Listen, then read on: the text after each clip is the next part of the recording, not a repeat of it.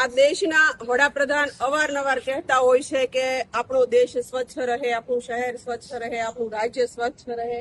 પણ સ્વચ્છતાના નામે એમની જે પાર્ટીના જે ચૂંટાયેલા લોકો હોય છે, ધારાસભ્યો હોય છે, કોર્પોરેટરો હોય છે, જે પણ કમિટીઓ હોય, એમના ચેરમેનો હોય છે. આ તમે જુઓ કે સુરતની સ્પ્રીમેર હોસ્પિટલ, આ સ્પ્રીમેર હોસ્પિટલ મહાનગરપાલિકા સંચાલિત સ્પ્રીમેર હોસ્પિટલ છે, એના દ્રશ્યો તમે જુઓ કે કેવી ગંદકીથી ખદબદી રહી છે આ હોસ્પિટલ. અહીંયા એ નથી સમજાતું કે લોકો અહીંયા સાજા થવા માટે આવે છે કે પછી બીમાર પડવા માટે આવે છે. આ હોસ્પિટલનું કેમ્પસ આખું તમે જોવો, હું તમને આખા કેમ્પસ બતાવું છું તમને.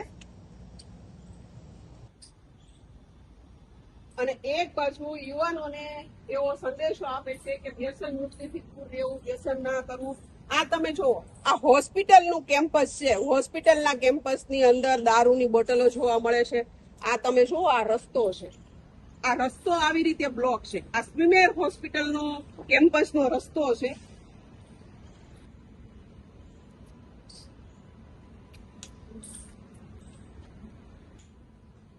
આ ગંદકીના થર તમે જુઓ, ઠેર ઠેર ગંદકી કેટલી છે. આ બધી જે બિલ્ડિંગો છે એમાં વિદ્યાર્થીઓ રહે છે કે અહીંયા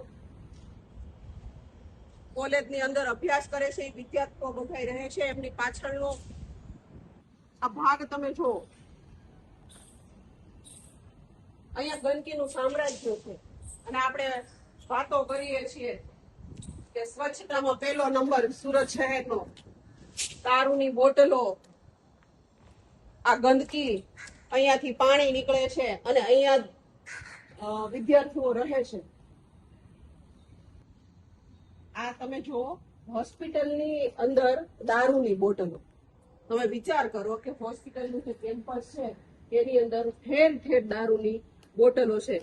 અને નવાઈની વાત તો એ છે કે આરોગ્ય મંત્રી, ગુજરાતના જે આરોગ્ય મંત્રી છે, આ શહેરમાંથી આરોગ્ય મંત્રી છે, આ શહેરની સ્પ્રીમેર હોસ્પિટલ છે એ તમે જોઈ શકો છો કે કેટલી ગંદકીથી ખદબદે છે.